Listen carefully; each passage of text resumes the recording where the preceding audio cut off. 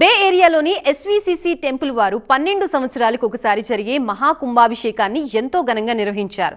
6 రోజుల పాటు నిరంతరంగా పూజలు, హోమాలు నిర్వహించారు. భారతదేశం నుంచి వచ్చిన పూజారులతో పాటు యుఎస్ లో ఉన్న స్థానిక పూజారులను కూడా ఆహ్వానించి ఈ కార్యక్రమాన్ని వైభవంగా నిర్వహించారు. ఈ సందర్భంగా శ్రీనివాస కళ్యాణం, పార్వతీ కళ్యాణం వంటి ప్రత్యేక పూజలు కూడా భక్తి శ్రద్ధలతో నిర్వహించారు.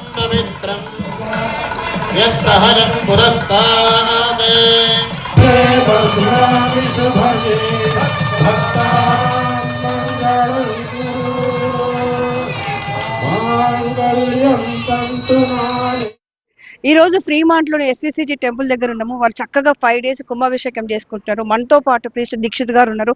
ఫస్ట్ ఆఫ్ ఆల్ అన్ని మీకు నమస్కారము, కంగ్రాచులేషన్స్. ఎంత బాగా చేశారంటే కుంభాభిషేకం ఏంటి, ఎన్ని సంవత్సరాలకు చేస్తారు, ఏమేమి పూజలు చేస్తారు?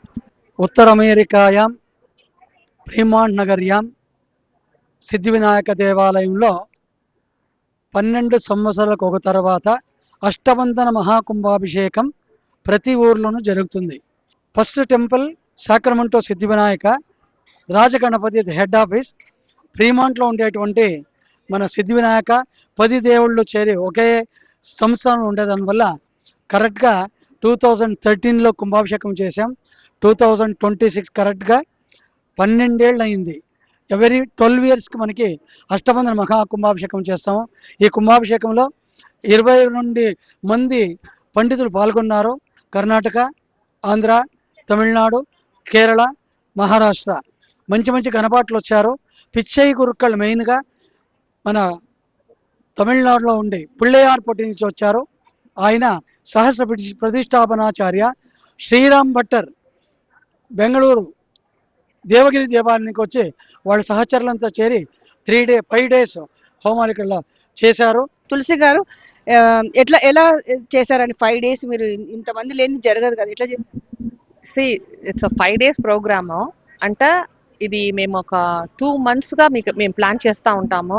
ఎవ్రీ డే ఎవ్రీ రోజు ఆర్డర్ ఇచ్చేది, కోకలు ఆర్డర్ ఇచ్చేది. Because we did the Suhasini puja, 1300 people వచ్చినారు. సో దానికి సుహాసిని పూజలకు కోకలు, కుంకుమాలు అంతా ఆర్డర్ ఇచ్చి వీవర్ అంత ఇది చేసి వచ్చేదానికి ఇలాగే 2-3 weeks అయింది.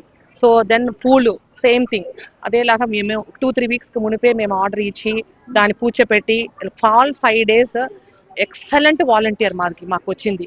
I know Dikshit ji since almost 30 years and he has always done puja for us on various occasions in our house. And this SVCC Fremont and SVCC Sacramento are go-to temple for us for any religious events. And the thing about Dikshit ji is that whenever he does anything, we feel so much bhakti in everything that he does.